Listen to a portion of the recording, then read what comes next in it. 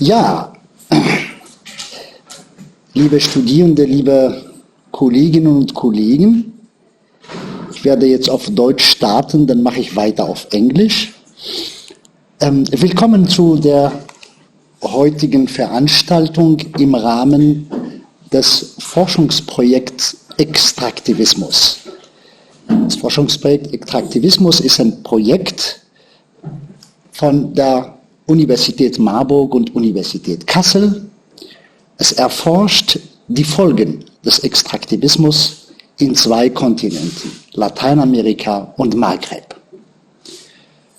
Das Projekt ist gefördert vom BMBF, also vom Bundesministerium für Forschung, und danke dafür und hoffen, dass es auch weiter so geht. Was ist Extraktivismus oder warum heißt das Extraktivismus? Für uns, die Sie ja gewohnt sind, das Thema immer in Verbindung mit unserer Region, sprich dem Nahen Mittleren Osten und Nordafrika, in Zusammenhang zu bringen, haben wir es immer Rentiersstaaten, Rentierism und Ähnlichem genannt. Und heute werden wir einiges dazu hören.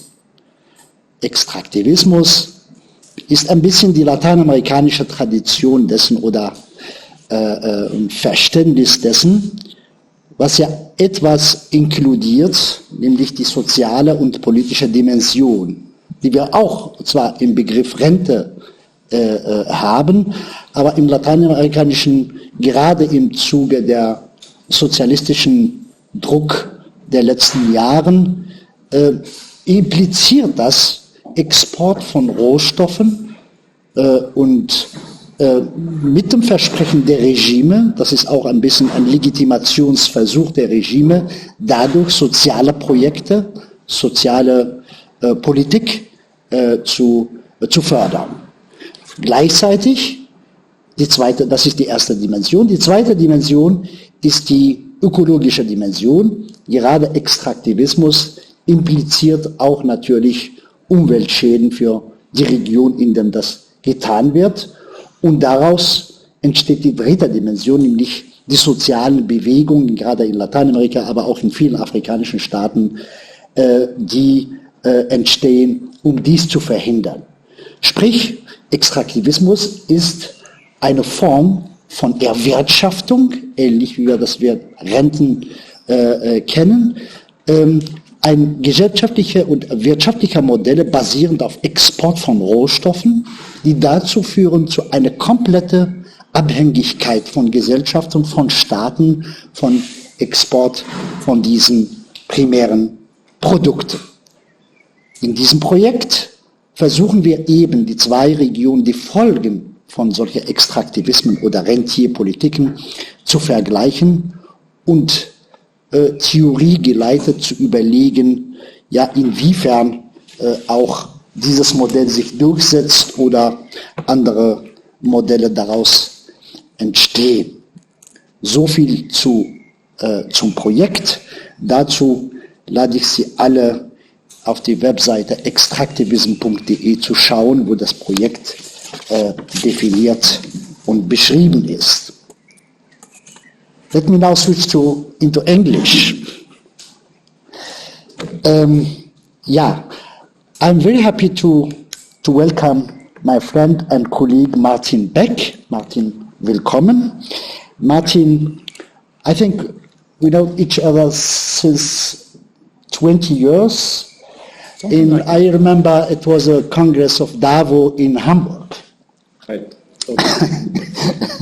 And Martin is Professor of Modern Middle Eastern Studies at the University of Southern Denmark, and currently he is visiting professor at the Saint-Joseph Université de Beirut.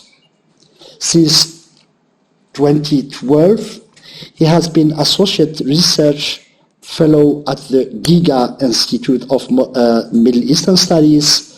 his research and publication, his publication list is very long, so I just, since it's hot and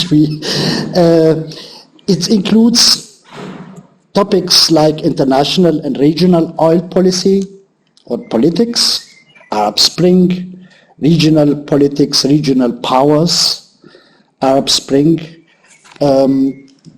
the Middle Eastern conflict, especially the Israeli-Palestinian conflict. In the past, he worked as an academic, teacher and policy advisor and researcher, of course, with a lot of stations in Germany, in Tübingen, Hamburg and Bremen, in the Middle East, Palestine, Jordan, Lebanon and Iraq, and in the US, in Denver and Colorado. Today, Martin wants to present us her last work, the last book, written together with our colleague Thomas Richter, also from Hamburg, Oil and the Political Economy in the Middle East.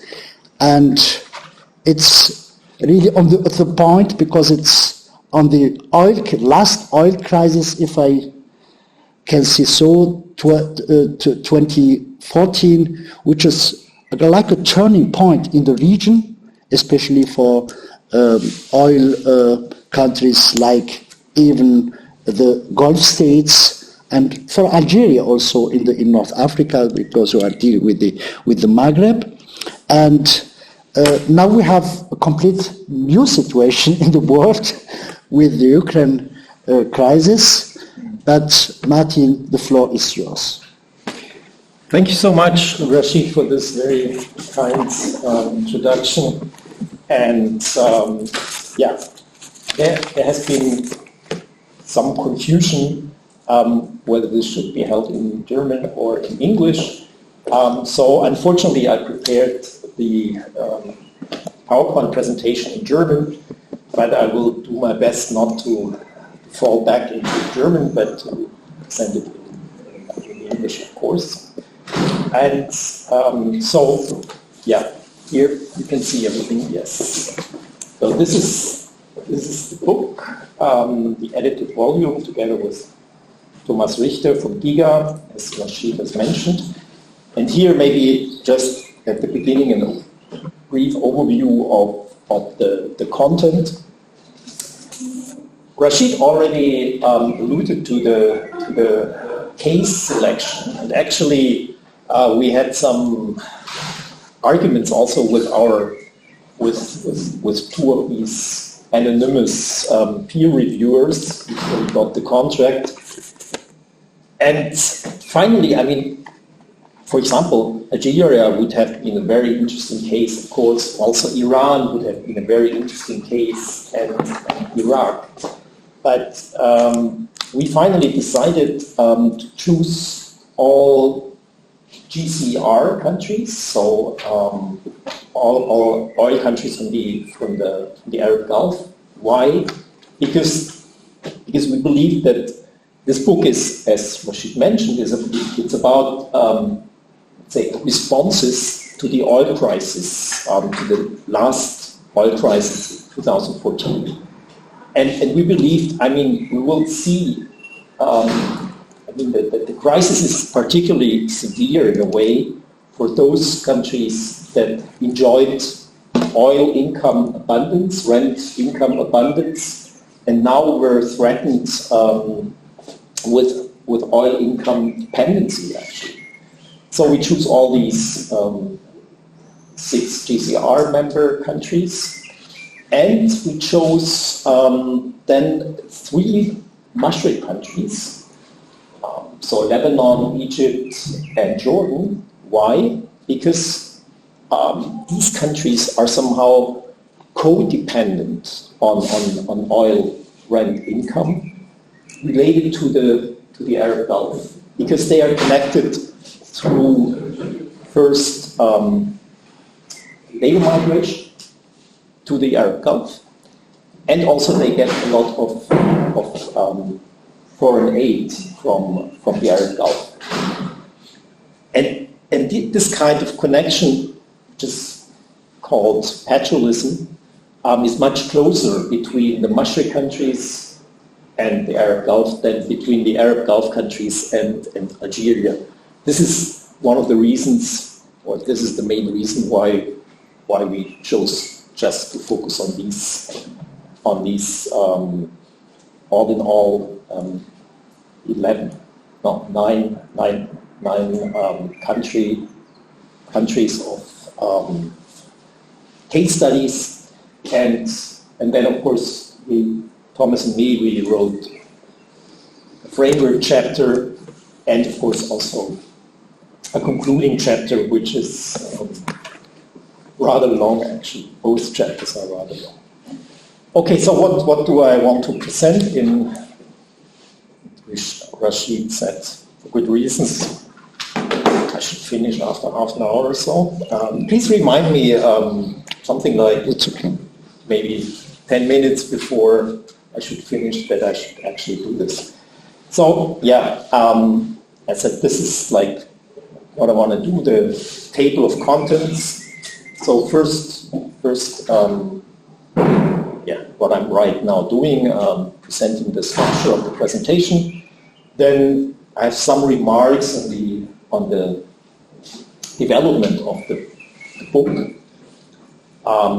Then I want to start with what we believe, Thomas and me, that somehow 2014 was, despite what is happening right now in relation to the war on the Ukraine, a structural game changer, not just one of many oil price declines, but something that will remain. Of course, now in these days we have again rising oil prices, but we believe this will not be a very stable development.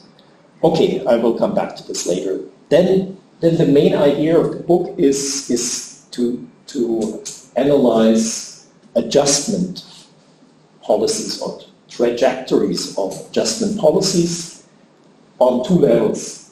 Very simple, international level and the national level. On the international level, we deal,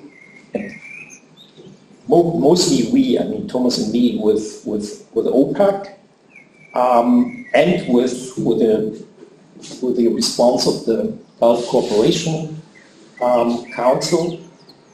Then when it comes to national adjustment policies, then of course also we, Thomas and me, deal with it, but also of course our authors, I mean, the authors on the case studies. So they of course also had a look on austerity policies and also on migrant workers, who we believe have been the main losers of these adjustment policies. And then, I can't do everything, of course. In the book it's much richer than I can present it here, but I want to make some remarks also on adjustment policies of the Mashriq states. And I want to conclude with some theoretical insights on class relations and institutions in the rentier state. So, very briefly, just from the idea through the recruitment of authors, the acceptance of the university press, publishing house, the drafting of the framework chapter and so on, and the production process. This was a project that took us much longer actually than we believed. It was actually 5 years. I mean, from the first idea till the end, maybe we took it sometimes too serious, and we were also certainly getting on the nerves of our our authors, but we hope that you can feel it when you read the book, that it has been thoroughly revised from the first drafts to the final product. And what is maybe more important, I mean, this is my personal experience with it, that this book, I mean, is a thing with two covers on it, and it's in that way it's finished. However, in these 5 years, we got so many new ideas and so many also new questions, of course, where to dig deeper. That actually, in a way, this is much more of an ongoing project than it was in 2016, when we had just some ideas, but so that's of course the positive thing that you could maybe call the self-inspiration of a book, but also with the team, I mean, with the authors. This workshop in Beirut, in a very nice environment, was really inspiring for many years to come, as I hope. And also, connecting with this extractivism project, this is, inshallah, will be also an outcome of this book. Okay, let me start with something that might be not very plausible from today's point of view, but I will still try to convince you, at least, that I believe something like a return to the oil price level of the peak years between 2011 and 2013 is rather unlikely to happen. I mean, when you have a look at the oil price development, of course, then the year in 2021, it would go up again, no question about this. But still, I mean, the level of 2011, 2012, 2013 would not, I mean, we are far from this, because then it was, in peak times, it was $150 deflated, I mean, using the consumer price index for the USA. And this is sometimes what people forget in these days when they comment on current oil prices, that of course they don't take into consideration inflation. So, but that's of course very important. So I think in terms of purchasing power, you have to spend less for your fuel than at least in these 3 years. But okay, I mean, this is one reason why we believe that actually we will not return to such a high price level, at least in the long run, is that in the past, this hydraulic fracturing or short fracking works as a price ceiling. Of course, obviously not in these days, but this is related also to all the sanctioning policies and so on that, let's say, artificially increase the oil price. What you could criticize is that we did not take in, I mean, we just had to look at economic data. We did not have the imagination. That political factors could interfere to such a degree as they do today.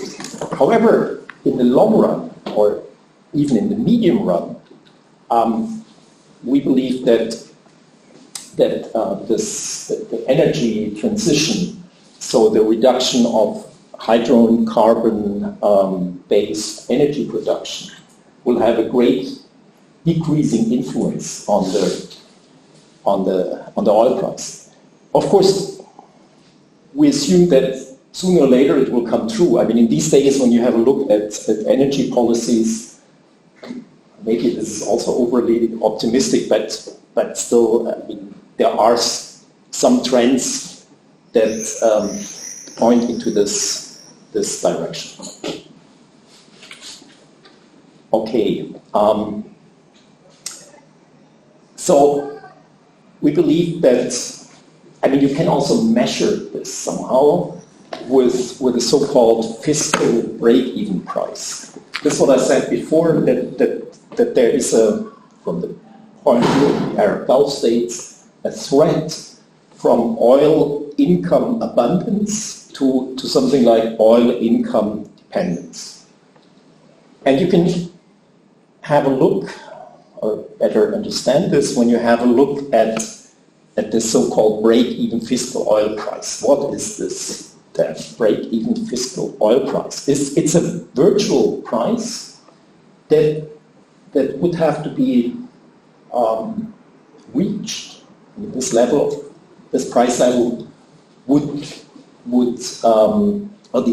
the Gulf states would need this kind of price level minimum in order to have a balanced budget.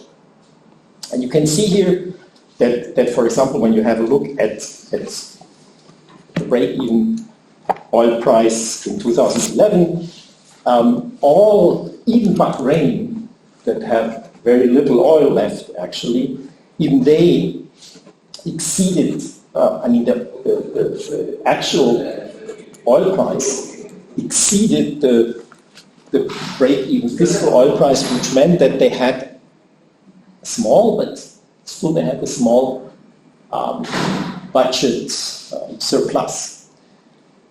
And now when you switch to 2 years, 2016 and 2020, you see that many, even of these extreme rentier states or uber-rich oil rentier states, as they are sometimes called, even they had trouble to reach the break-even fiscal oil price. And in 2020, I mean, the worst was 2020. Then even a country like Qatar didn't. I mean, the oil price was too low to meet their budget needs. Okay, this is now, of course. I mean, these are extreme years, 2016 and 2020, but they tell us a story.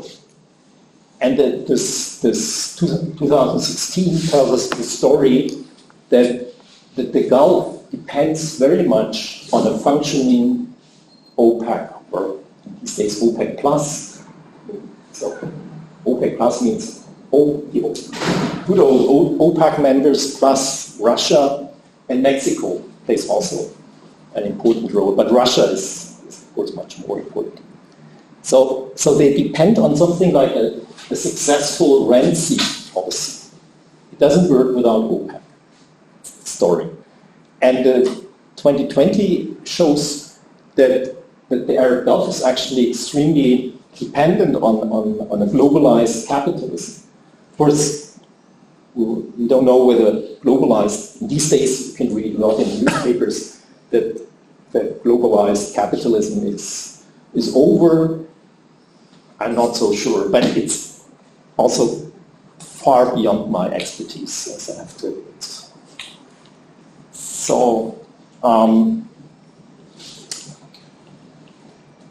So back to OPEC plus, because this has been the most effective adjustment policy.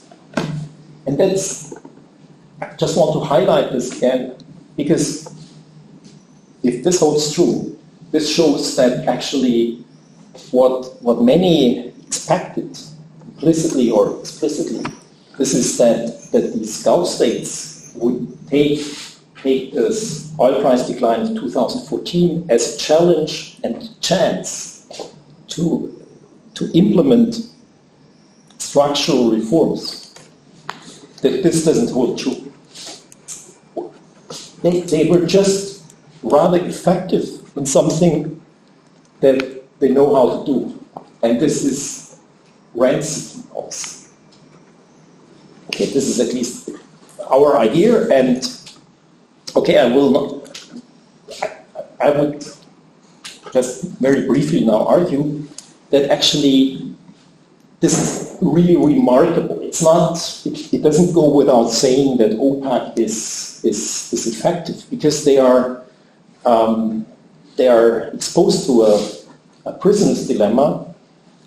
I will not bother you with major aspects of the prisoner's dilemma now, but if you ask me, if you're not careful and ask me a question, then I will for sure love to elaborate on it. But for the time being, I would just like to mention some special aspects of the prisoner's dilemma. One issue is that there is a distribution conflict related to this prisoner's dilemma, and this is that of course different oil states, members of OPAC, they can have, I mean, an issue. What kind of criteria should the quota be based on? One would be the needs, or also the history of oil production. Iran, for example, would be in favor, of course. We are more needy than these Qataris. But of course, the Qataris would say, let's do it on the basis of what has been produced in the last years. Then there's danger that no cooperation will occur in the prisoner's dilemma, because actors can be oriented towards relative gains. So this means that actors can actually perceive the gain of another member of the organization as a loss. This is the case, of course, when there are very tenuous relations between the actors, like between Saudi Arabia and Iran. And actually, the first attempts to establish this OPEC Plus cooperation failed, because Mohammed bin Salman said no way that Iran benefits from an agreement. They are our enemy. I mean, he didn't say it explicitly, but this would be my interpretation. And what makes it also very difficult is that even if you have agreed on quota, if you have an agreement, even then you have, all members have then a strong incentive to defect, so to exceed their quota. Because of course, if you exceed your quota, you can then have a higher income. But of course, it goes. As each member can reason like that, then if everybody exceeds the quota, then there's no quota regime anymore. And then you have also the problem of the free rider problem, because the Americans, they are happy with an agreement, but they will not reduce their production. So it's not easy to understand, to explain why OPEC Plus was rather successful. And that they were successful, this you can see that the price then after 2016, it did not reach the levels of 2013, but it rather mitigated the decreased oil price. So, in comparison to this, the Gulf Cooperation Council's attempts to come up with a coordinated policy was much less successful. One example that is really interesting is that they tried to introduce a added value tax, but only Saudi Arabia and the United Arab Emirates introduced it in due time in 2018. Bahrain only 1 year later, Oman only rather recently, and Kuwait and Qatar so far not at all. Why so? Here I already tried to give you an answer to this puzzle, because it seems to be, 5% added value tax. It doesn't seem so ambitious, but some of these countries really failed to do so because they had veto players the society was simply, the citizens were strongly opposed to it. And that's also, Rachid mentioned this rentier state theory, and this is something that traditional rentier state theory simply cannot explain.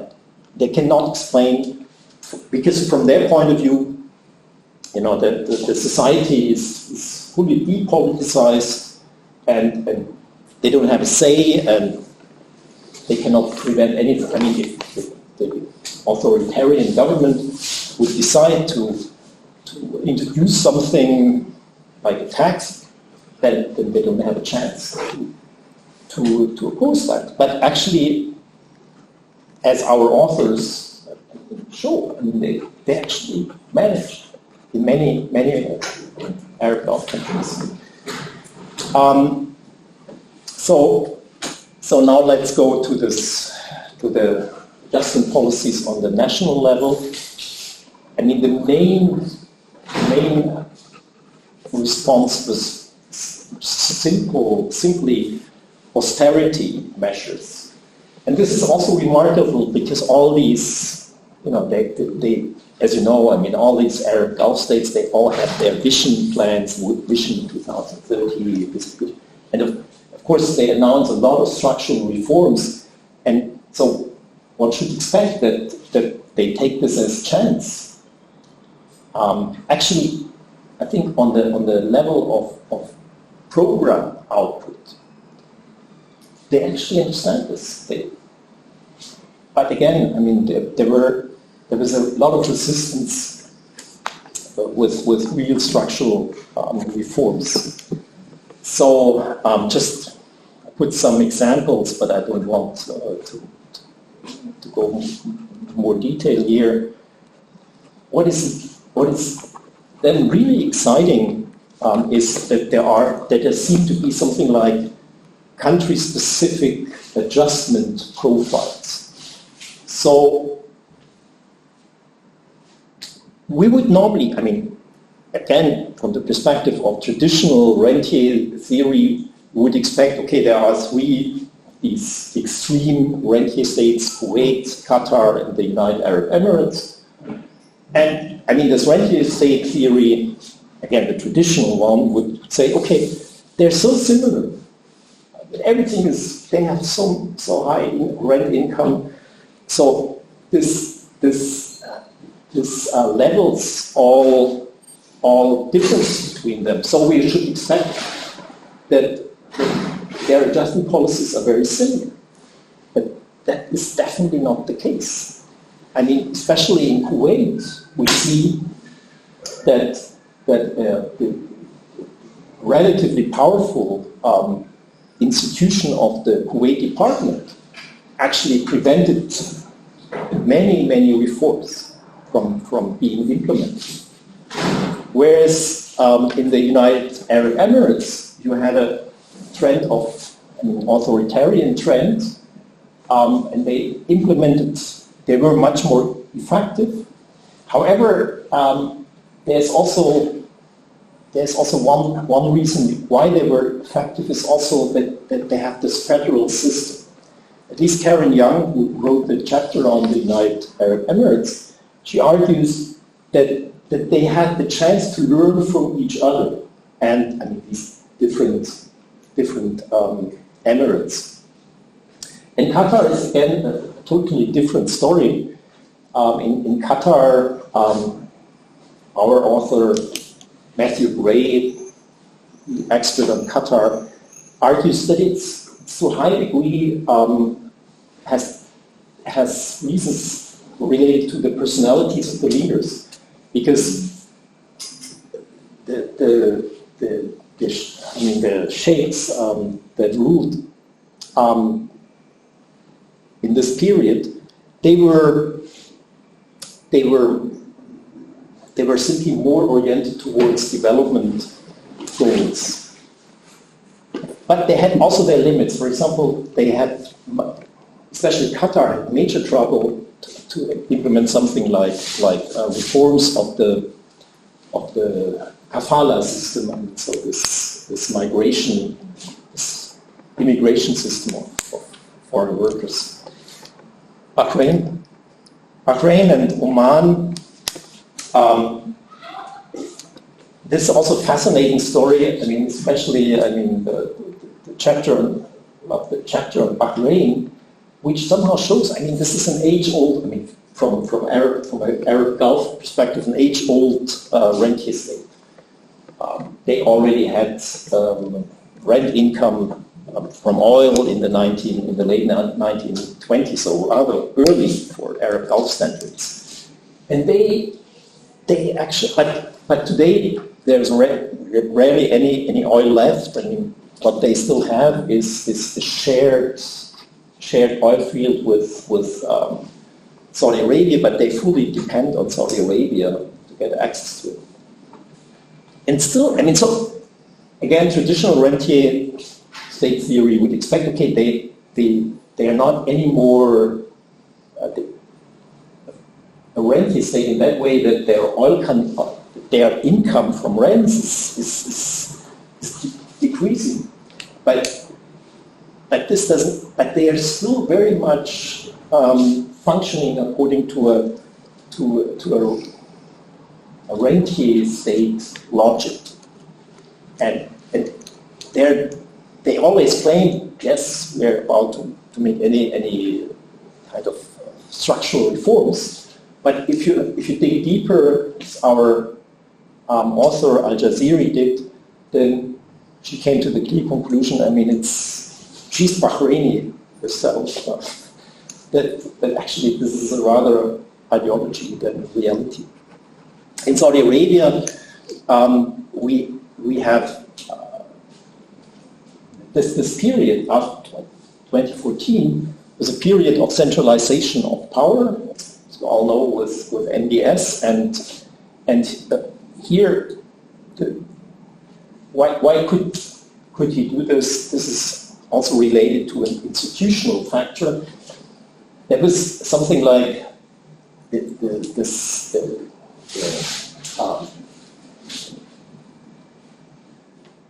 family. I mean, the tradition in the institutional tradition in Saudi Arabia is, of course, that all successors have to be sons of Ibn Saud, but this doesn't work anymore.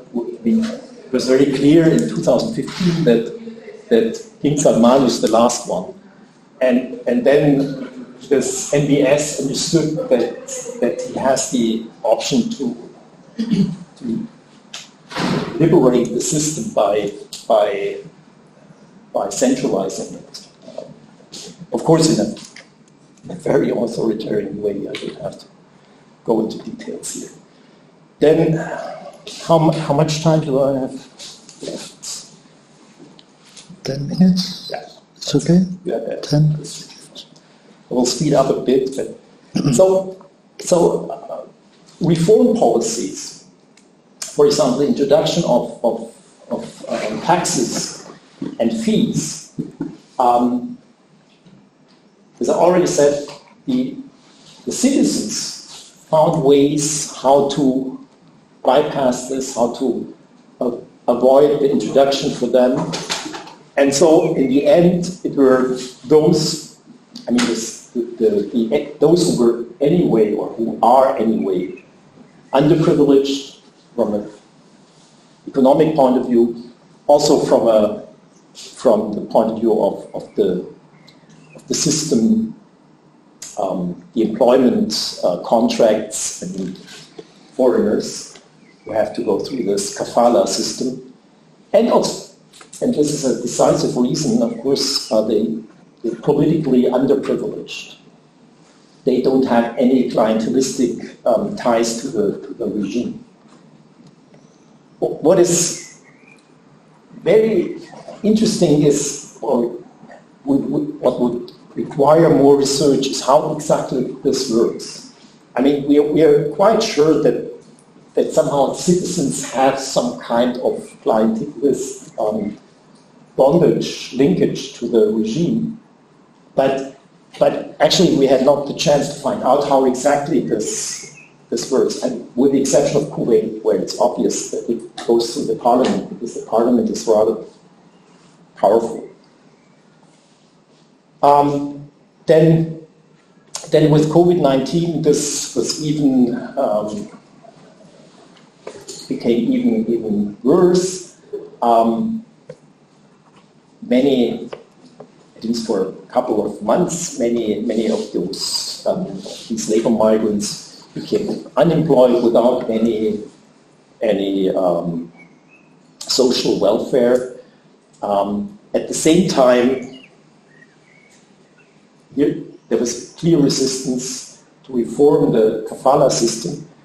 And here's a very interesting case. I mean, this is not in the book, as some things that I mentioned are not in the book actually, but right now I'm just working on a paper on Qatar, in the light of the FIFA World Cup 2022, how Western pressure and also the blockade of Saudi Arabia and the United Arab Emirates, Egypt, and so on, against Qatar, just pushed Qatar, the political class, for real reforms. Today, on the paper, Qatar is the most progressive country in comparison to the other Arab Gulf countries. However, they have a severe implementation problem. Qatar is much softer towards its own constituency than Saudi Arabia, so it's of course different with MBS, and in the United Arab Emirates it's also different with MBZ. But the Qatari government has a real implementation problem. Okay, I can't go into more detail, but it's fascinating. With the Maghreb states now, different road. Yeah. What is interesting about these countries in relation to the oil price decline of 2014? So we would normally expect that the increasing oil rent income and also a lower energy bill, that they facilitate reforms, so that that actually their rentier structure somehow is changed. However, this was not confirmed at all by our authors, and I think for two main reasons. One is that actually the rents from labor migration,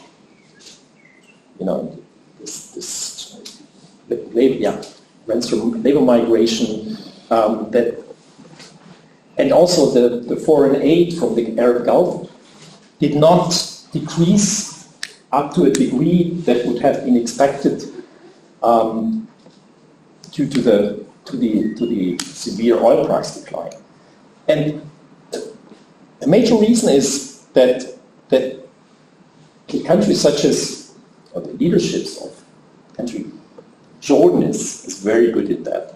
To convince the Arab Gulf countries, also the West, of course, that they are so important and that their stability is so important that you have to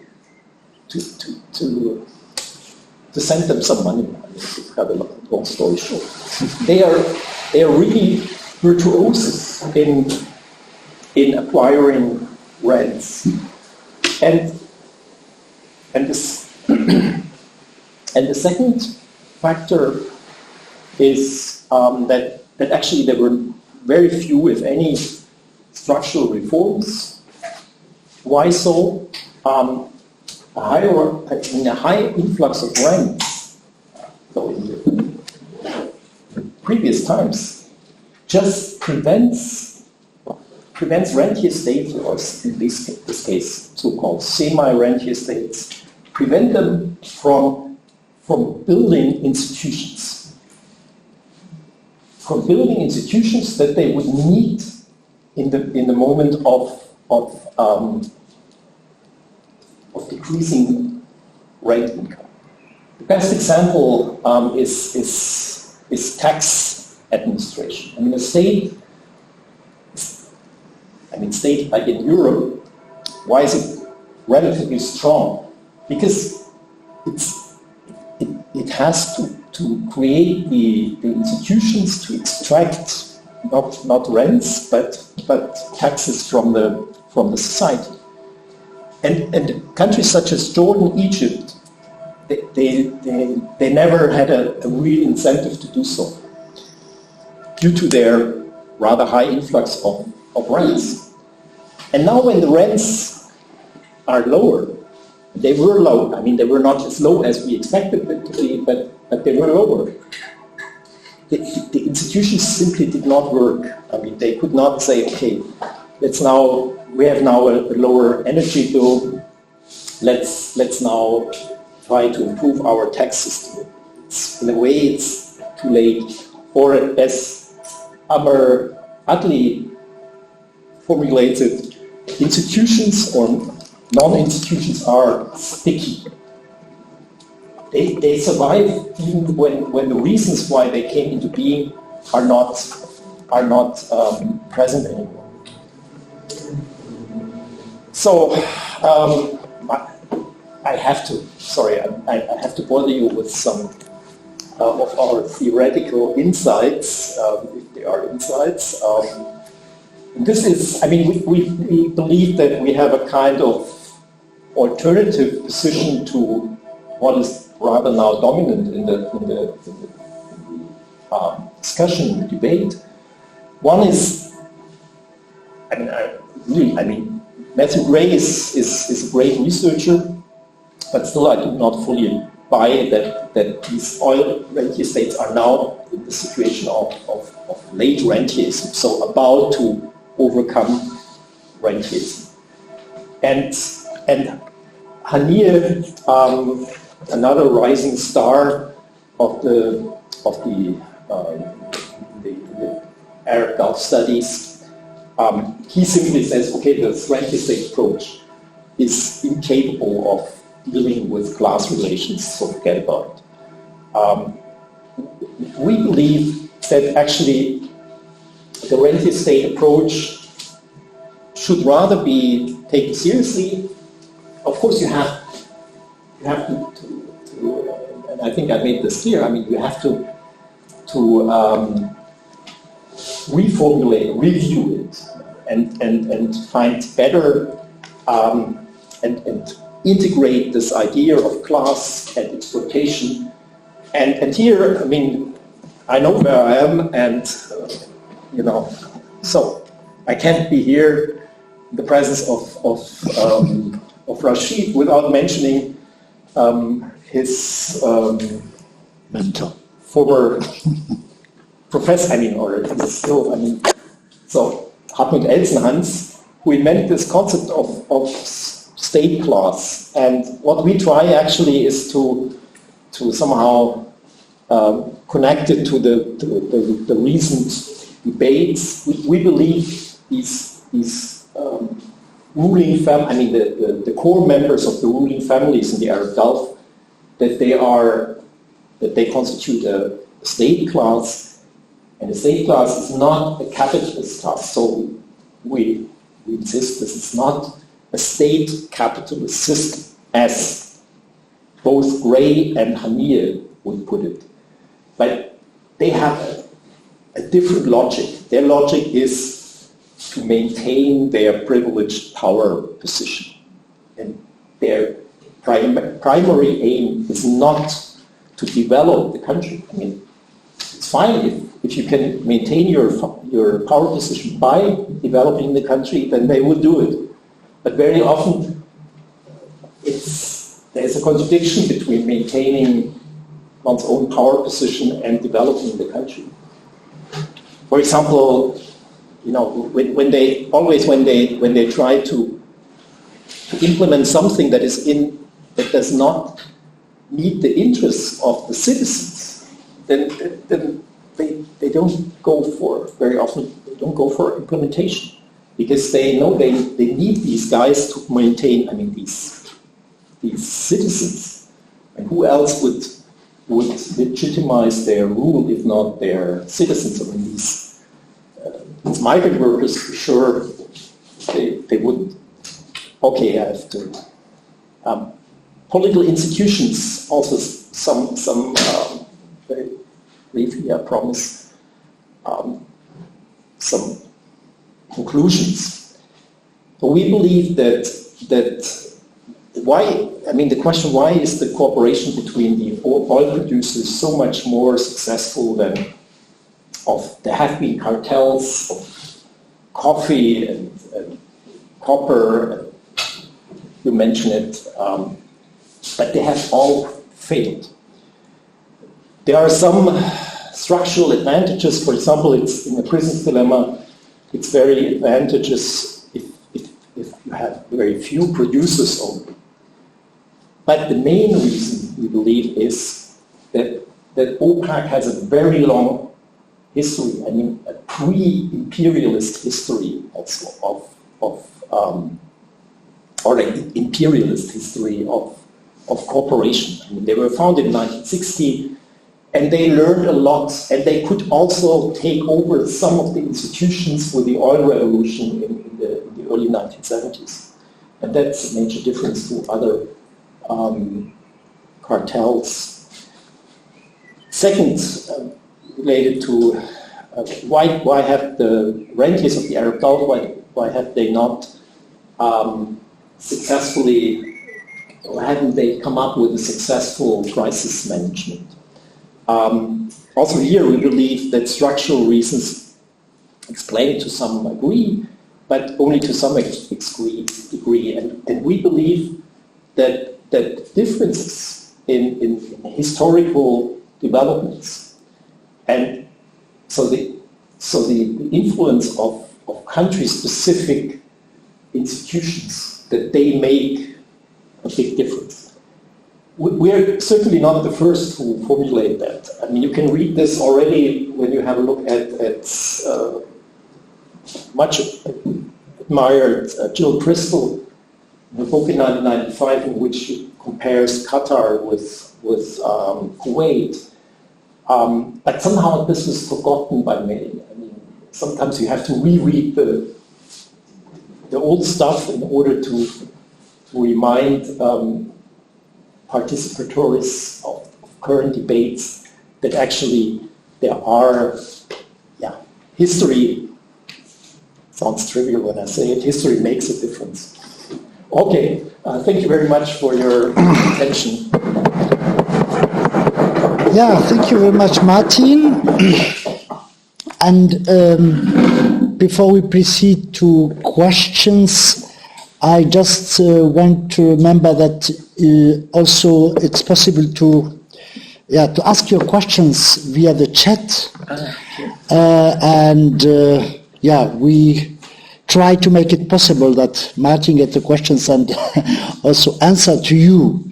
So the floor is open for you for questions. I have a lot of questions and comments, but I have a pen, but no.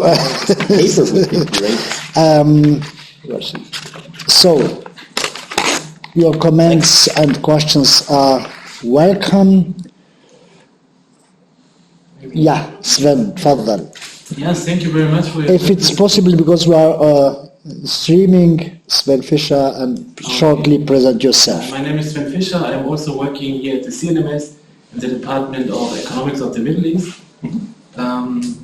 Yes, thank you very much for the great presentation. It gave us, even if it was, I think, very difficult to summarize all the 10 countries and all the results in this short time, it gives a good overview about what the book is about. And thankfully, you already answered a lot of my questions I had. For example, the case selection, you already answered. And also, my question was, how is it related to the extractivism program? And I realized it's not an output of the program, but more an input to the program. So, it's kind of maybe... Yeah, inshallah.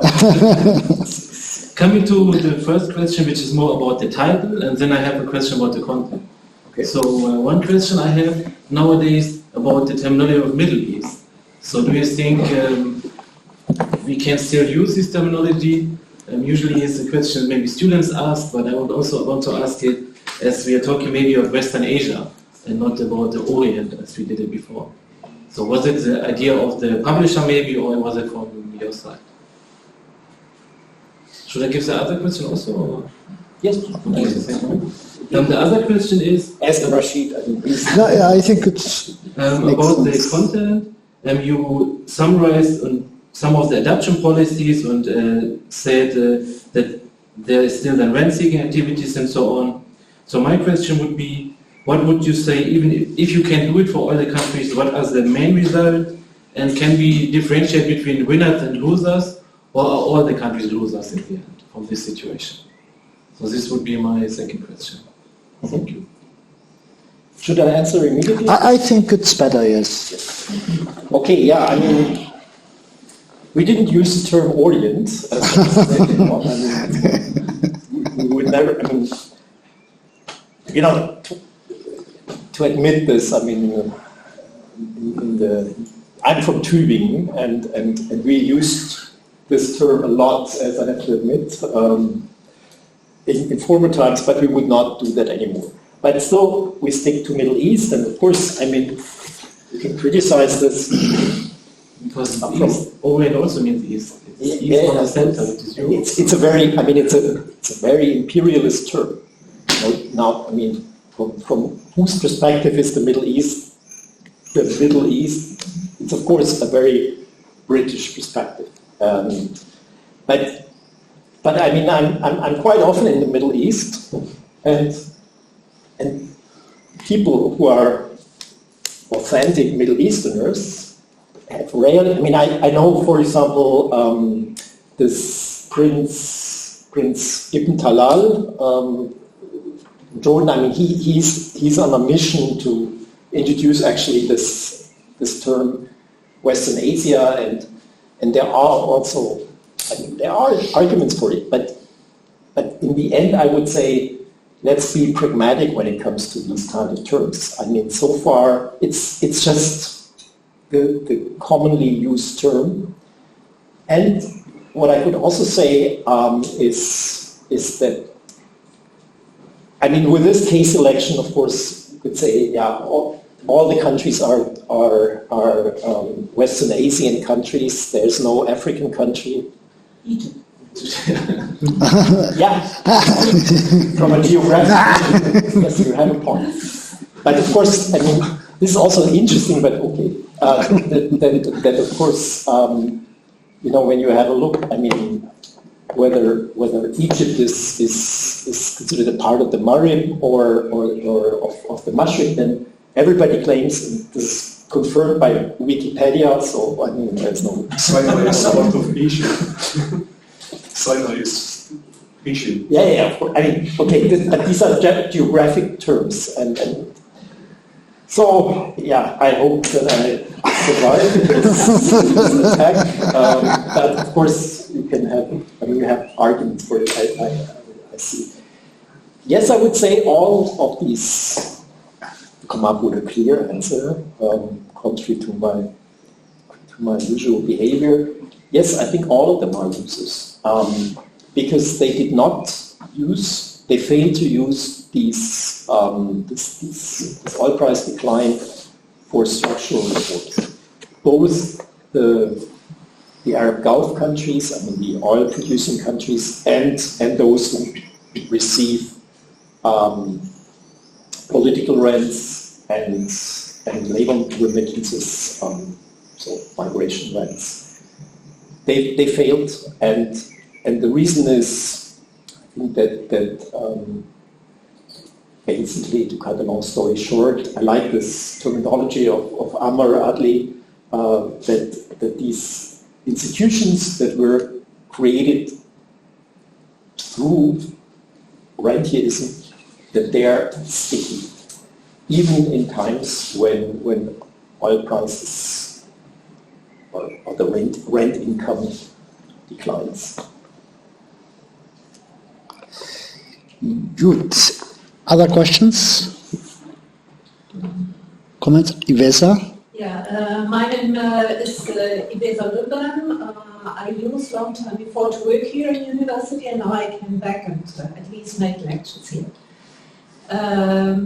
I have one question concerning the class structure and the effect of this decline in this class structure. I remember that when I read the books of Adam Hamir, which some time ago, so it's not very present anymore in my mind, but I remember that, I mean, he argues that especially in the bigger Gulf countries who have some kind of diversification of industry, some kind of, at least in Saudi Arabia, the build-up of aluminium industries, cement industries, chemical industries, food processing, etc.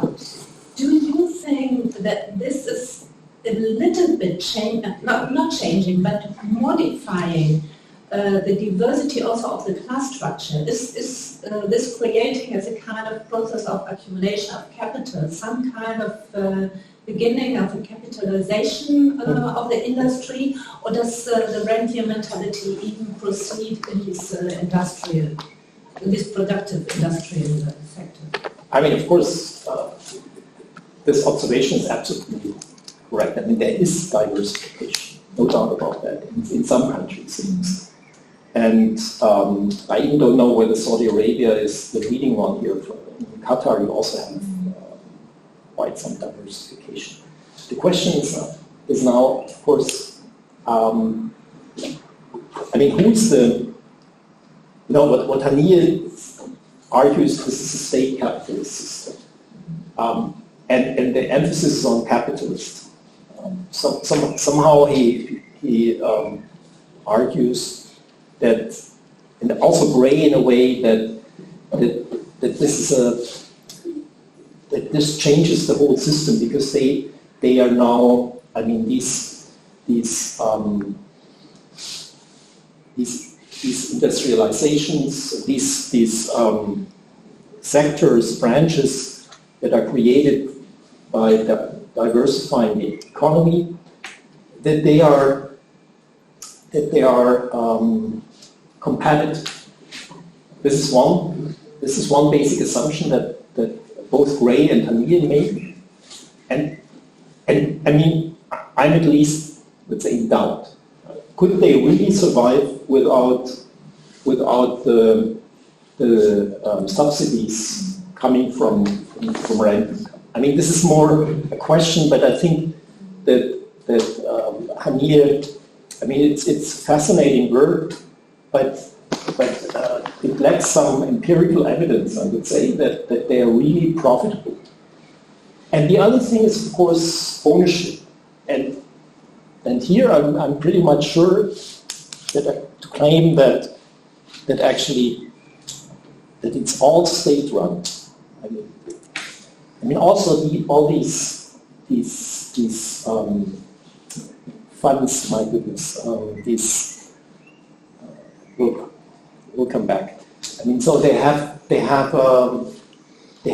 invested a lot, but they is really the states, and it's not going to I mean, there's also some private investment, but this is rather normally it's the real estate sector So secondary rents, I would say. I mean, the reason why house prices are high and so on, why it's very profitable, is just because the state manipulates everything. I mean, sells land for low prices, buys it back for very high prices, and so this is a sovereign wealth funds. These sovereign wealth funds that have been now established in all countries, they are run by the state, and I mean, here of course the question is: are these states really? Is their primary interest really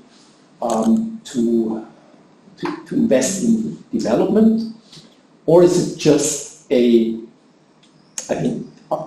is their primary aim to maintain their political power position? And I can see that actually with this diversification, they share power with anybody beyond the ruling family. And, yeah, please.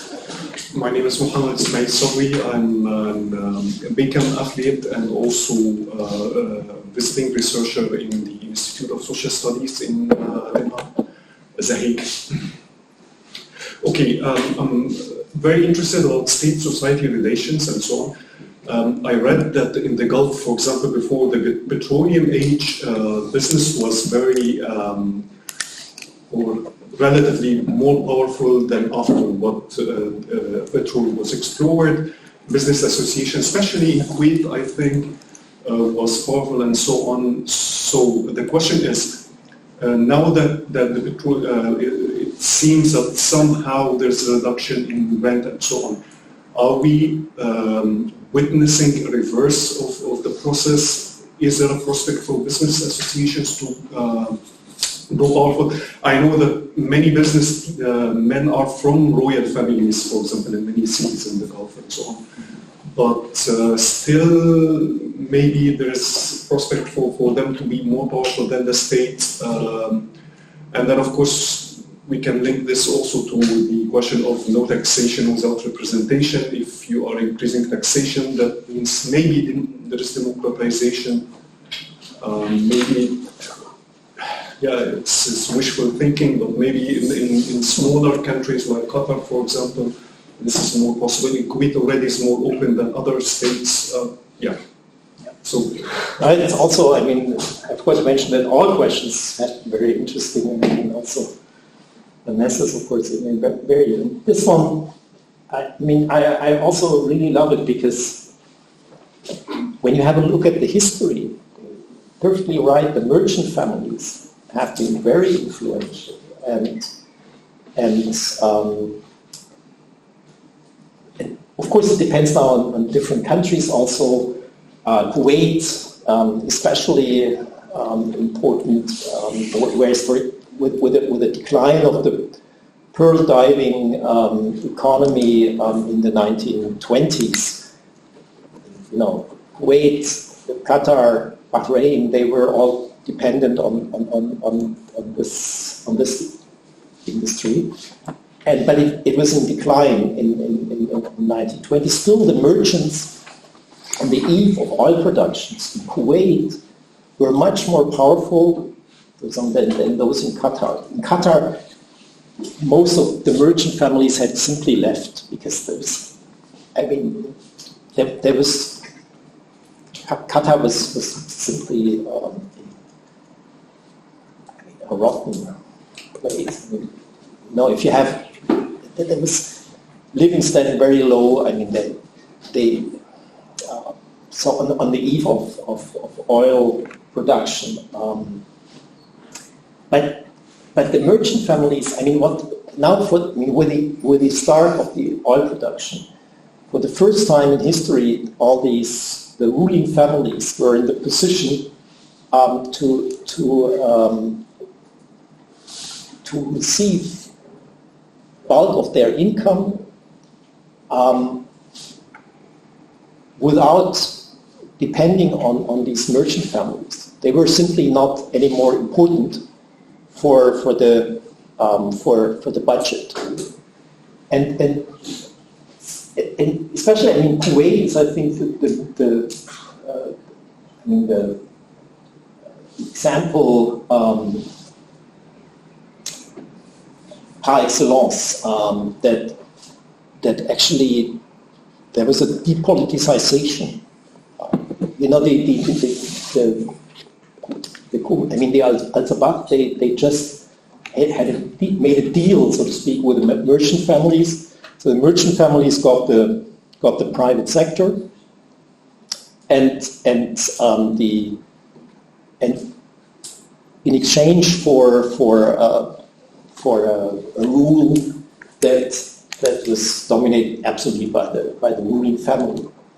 However, it becomes then, so depoliticization, this is 101 of rentier state theory, but then it becomes more complex because these in Kuwait, some of the merchant families, they managed then also to get, to repoliticize by having access to the parliament, and this was not the case in Qatar, which is very interesting because for this reason, as the merchant class, merchant families were so weak on the eve of oil production, this resulted in Qatar in the fact that the ruling family actually played a major role in the economy, in the private economy also. And for that reason, I mean, today we have a totally different kind of structure, state-class relations, state-society relations in Qatar to Kuwait, with a lot of implications. So this is certainly highly relevant. I don't think that these, I mean, the decrees so far at least has not yielded, let's say, structural reforms. And of course, what you mentioned, I mean, that these merchant families maybe come back and have, that then would maybe also ask for, if they are really taxed or so, I mean, they would ask for political participation. But actually what they managed to avoid taxation. Extreme example is Qatar. I mean, the Qataris, they did not introduce even this 5% value-added tax. But Saudi Arabia takes another part here. They now recently increased it to 15%. But it seems also that still the major, major victims or the major targets, is a more neutral term, are migrant workers. I mean, they have to pay this. Whereas the citizens, they find a way to avoid that. But maybe here Saudi Arabia could be an exception because, I mean, we have this very authoritarian centralized system now under the leadership of MBS, and he can maybe go for something that is at the same time. Of course, Saudi Arabia is also they have so many developmental problems that smaller states such as Qatar, Kuwait, and the United Arab Emirates don't have. So to cut a long story short, I really don't know, but I'm skeptical whether this will be the scenario, the dominant scenario in the future. Thank you. Hi, I'm Sajjad Parawalzadeh, and I'm a student of economics and institutions here at this university. My question was more related to the political condition of the Middle East. So as you mentioned, you didn't want to includes so much political aspects of the crisis or what can be going on in the Middle East of the and this impact on the price of the oil, as you presented that slide about the oil price. But I want to say that how can we be sure about it? Like, if we also consider the situation of 2015, that Iran made a deal with US under JCPOA, I think that had a big impact on that, on the decrease of the oil price. And again, all of these things, due to also, in addition to the Corona situation, was another thing that this political crisis were going on and were increasing in the Middle East also. Again, a part of it was definitely Iran. That nowadays, I think the nuclear escape point of the Iran is almost 5 days, and still they are going on. They are going into some negotiations with US. But I mean, if it doesn't happen, if they cannot deal together, and for example, Iran becomes a nuclear power in the Middle East, all of these crises would like increase a million times, maybe more than now. Or we could have so many other crises. And in addition to that, we also have the crisis with Russia and Ukraine. So if we add all of them together, they can, I mean, happen not at this stage, but maybe in other decades. So we would have at least some kind of fluctuations again over the price of oil. So I got your point of going to another kind of energies like ammonia or maybe hydrogen power or any other stuff. But I mean, can we make sure that this change of energy policy into the in a world view could be higher than these political factors, or no? Still, we should consider some kind of this impact of these political factors into the oil price or oil condition in the oil. I mean, allow me to give you short and a bit longer answer. The short answer would be, no, we cannot be sure. The longer answer is, I mean, this raises a very interesting problem, which is, which is basically a methodological problem. I mean, we have, of course, when we claim, okay, 2014, something happened, the oil price decline, I mean, we're on the safe side, this really happened. And then we say, okay, we have a look at adjustment policies up to 2019, actually. Then, of course, there are so many other variables that obviously have an influence. I mean, let me give you just an example that is striking, of course. I mean, Qatar. We have here the blockade, and of course there's no, I mean, 2017 to 2021. So all adjustment policies that we had a look at, our author of after this crisis, I mean, nobody, I mean, no social scientist would be able to clearly trace back any adjustment policy than 2014 or and I mean, COVID-19 was a factor, of course, that also obviously interfered. But I mean, it's what can you do? I mean, you can just try to analyze one factor seriously and its influence, and then it's a matter of plausibility. To what degree other factors also interfered. And I mean, the parts of the question were, of course, also somehow related to predictions. And I mean, when it comes to predictions, I really give up. I mean, because it's very difficult, especially when they are related to the future. I'm a social scientist. I can just maybe sometimes say something meaningful, hopefully. about the recent past, but the future is too much for me. Thank you very much for your presentation. My name is Gerhard Jakob. I'm also working in the Extractivism project here in Marburg. And talking about predictions, I guess the title of your conclusion chapter caught my attention because you're calling it Overcoming Rentierism. And this is also something that relates with a big question. With a big question mark. That's also something that's like related to what you said in the very beginning about oil prices will not be up to will never go up again as it was in 2014, I guess. And I'm wondering actually whether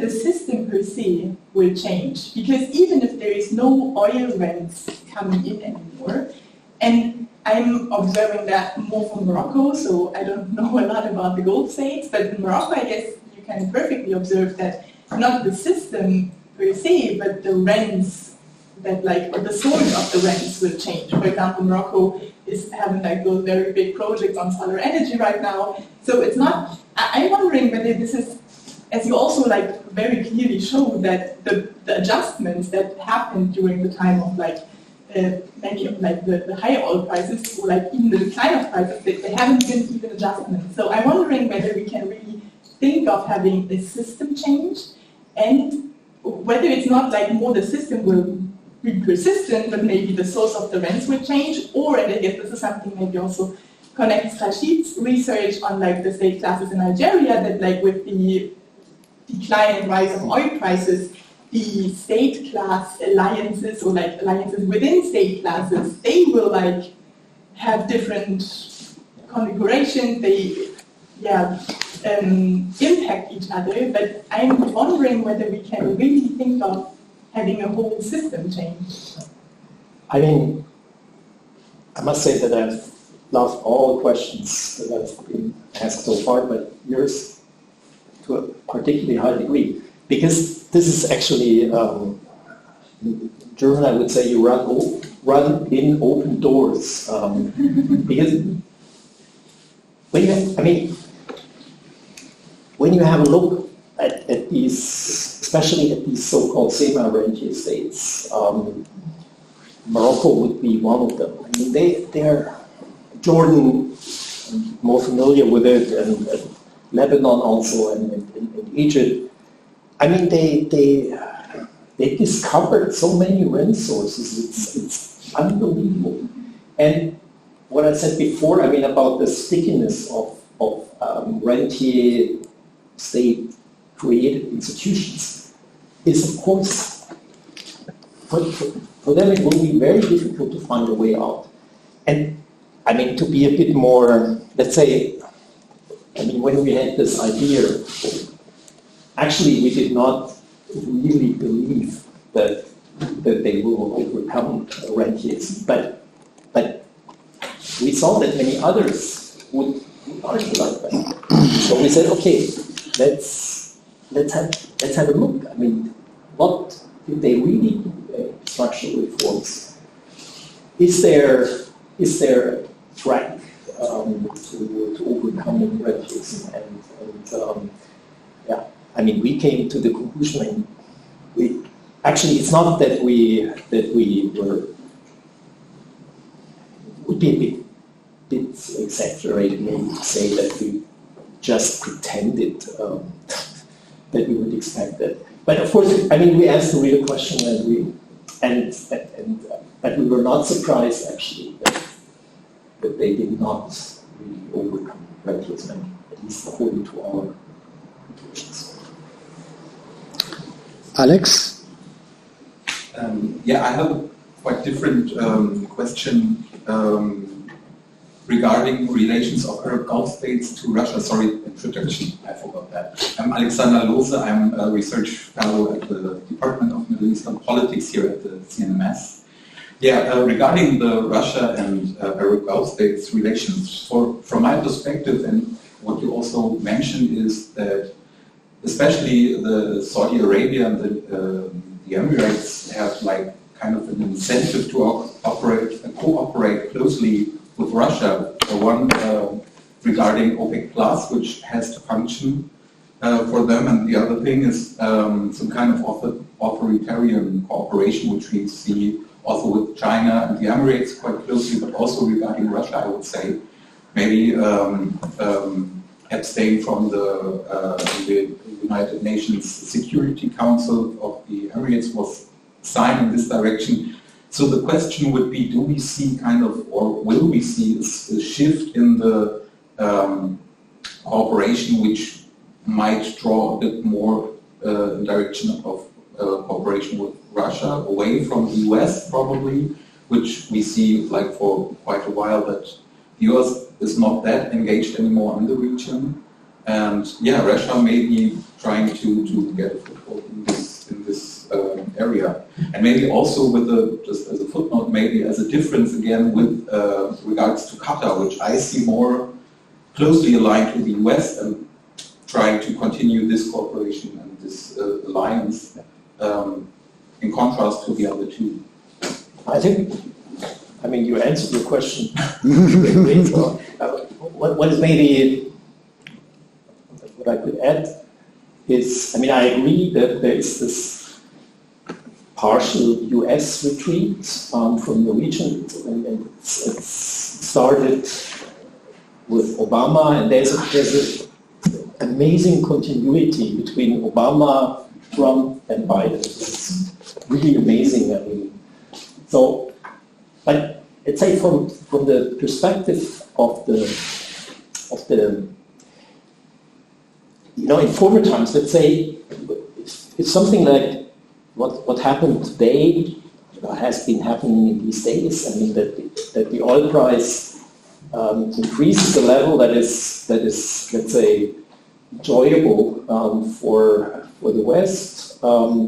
Then Saudi Arabia was just pumping in enough oil to level the price again. This worked, for example, perfectly fine in 1991, but it also worked. I mean, even although the Saudis were not happy with the war in 2003, it basically also worked.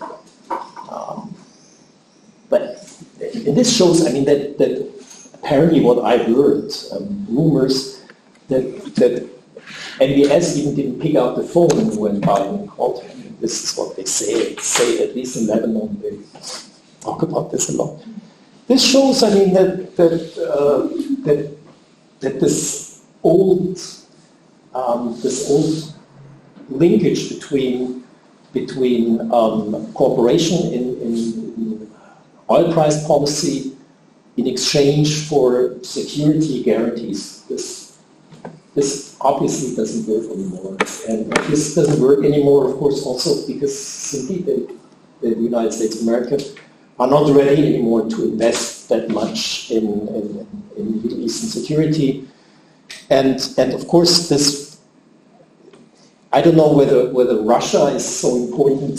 I mean, in Syria they are obviously, but I think China is really. I mean, from a business point of view, China is much more significant, and the presence is more significant in economic terms.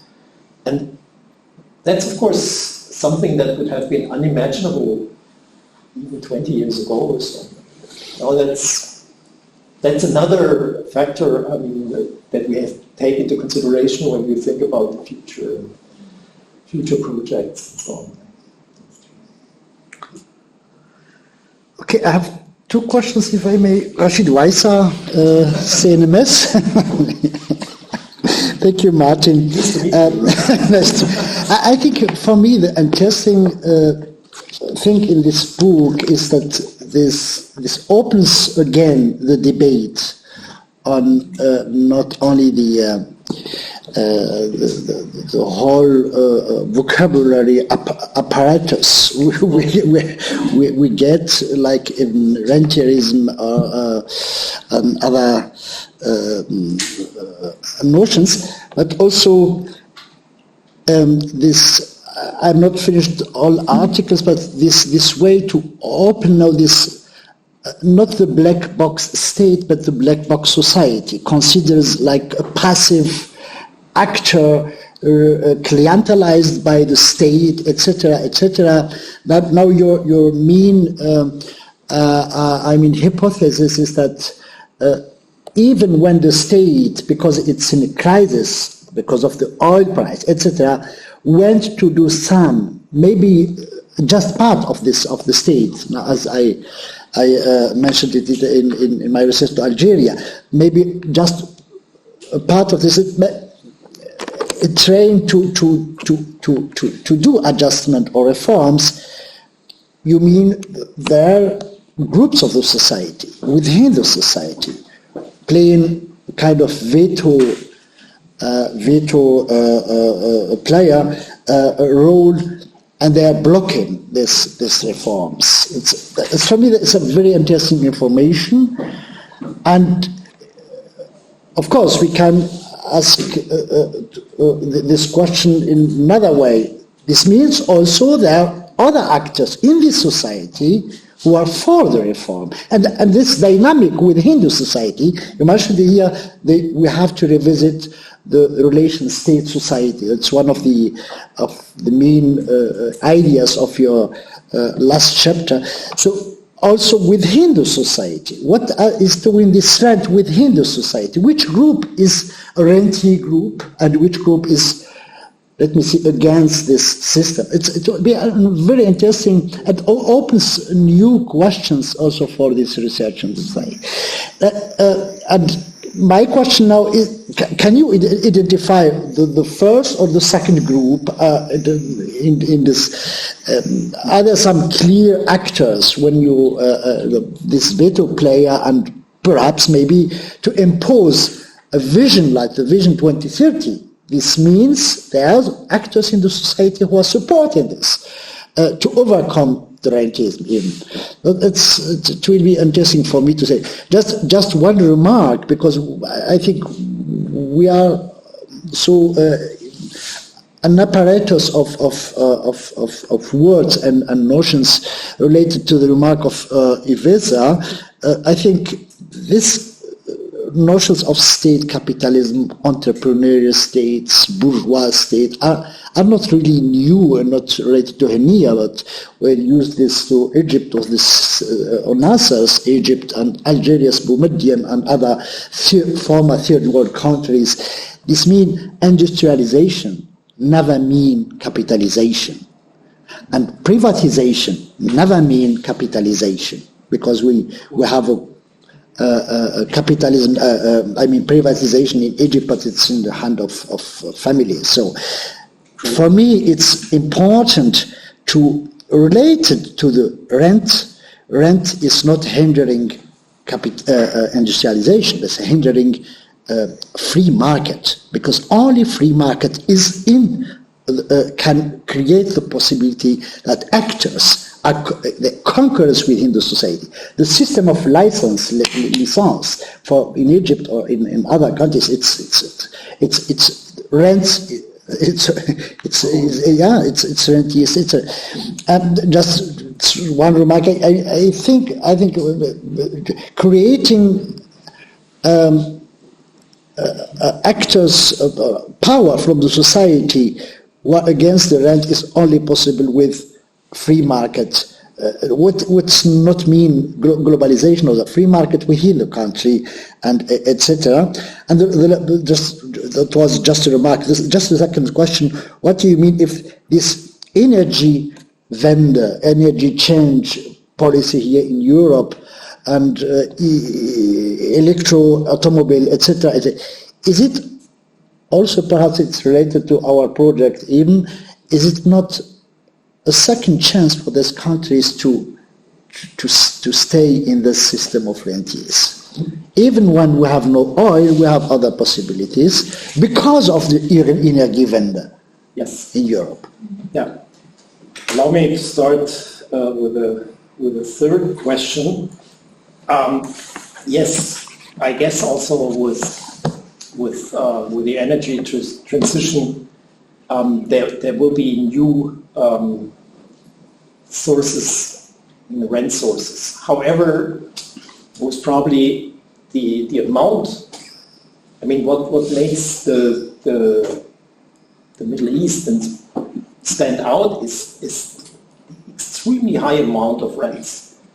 I mean, like when you have a look at production costs, especially in the Arab Gulf, they are of oil. They are something like between 10 and 20 US dollar, and so the rent is extremely high, and most probably, I mean, my guess is that yes, they can also with solar energy acquire some rents, but they will not be as high as they are used to. But at the same time, I mean, I already said before that of course they can. Saudi Arabia is about to acquire a tourism rent, and Dubai already has been doing this for long. So there are, and if they have a look at Jordan and Egypt, I mean, then there are many more rents to discover, and this is in any way easier for them than to go for structural reforms, than to go for. They would never have, I think, established a free market. This leads me to your second question. I mean, I fully agree. I mean that let's say a more or less free market is a prerequisite for. There can be some social regulation and so on, but there must be freedom of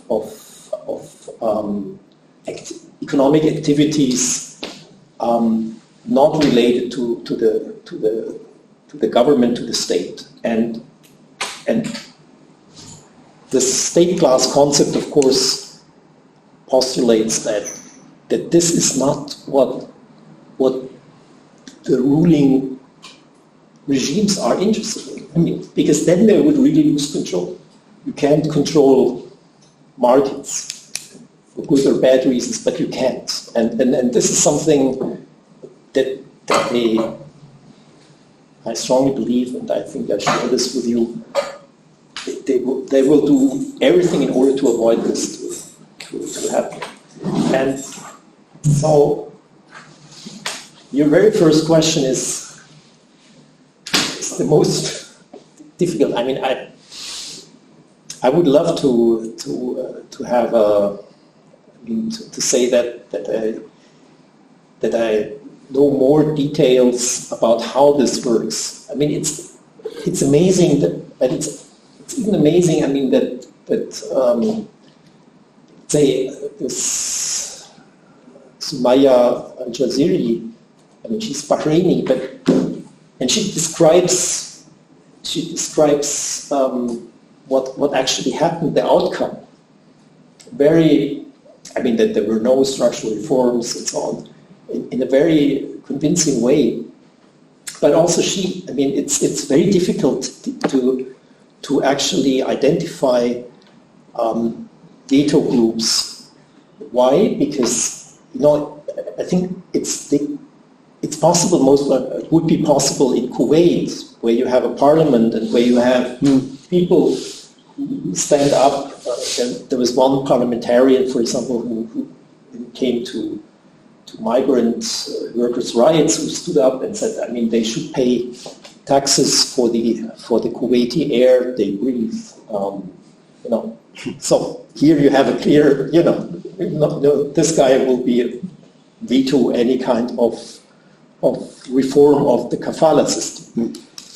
But in other societies, I think it's much less, it's not publicly addressed. I mean, it's very difficult to identify debates. I mean, anyway, my Arabic would be much worse to do this, but it's even for those who live in these societies, it's very difficult to. Of course, we hope that with one of our projects we can make some interviews about how exactly this works. But let's say I'm much less optimistic that there are, I mean, among citizens, that there are strong groups who are in favor of reforms. When I have a look at Qatar, where I recently made some interviews, then I just, my impression is that actually the citizens, I mean, no citizen, very few citizens would be interested in reforming, for example, the kafala system. And it's very plausible to me why they're not interested in that. Because it's just, you just have your Qatari passport and then you say, I'm a sponsor. You don't need to do much to say, to put it in careful words, and you get cash. So why should you be interested in changing the system? And there might be some groups, I mean, for human rights reasons or so, but I'm afraid, I mean, I'm not sure whether they are strong enough to really, and the majority is, I think, very skeptical about reforms, and unfortunately this is rational, I mean, and so, because it wouldn't be to their benefit, and at the same time, now if you put yourself into the shoes of the state class in Qatar, I mean, I really buy it. I mean, they see that for example, this kafala system is, from a developmental point of view, highly problematic. I mean, because if you're an economist, you could easily prove, I mean, productivity is very low when you have people who are not paid well, who don't get any incentive for vocational training and so on. So, of course, they have no motivation to work hard, and so productivity rate is in the end very low. And so I buy it that the state class would like to change that. However, you know, they in Qatar you have, I mean, 90% of the population are migrant workers, I mean, who don't consider the system particularly legitimate. So you really rely on the state class relies on these remaining 10% citizens. I mean, just to confront them with policies that would alienate them would be very difficult. It might be different in Saudi Arabia, because most probably here you have a more diversified population, and obviously MBS is ready to attack some of them. But I must admit that I'm also not, that I don't know enough to say whether there's really a chance in Saudi Arabia that you crack this kind of opposition against any kind of reform at the expense. I mean, our authors didn't find any evidence that the citizens really had to pay a price. I mean, in all countries they could avoid major reform initiatives, and so. Thank you very much, Martin. Thank you. You also. It's so nice to be in Germany. This is so much of a German thing, and of course I love it. So thank you very much. Ja, danke, Martin.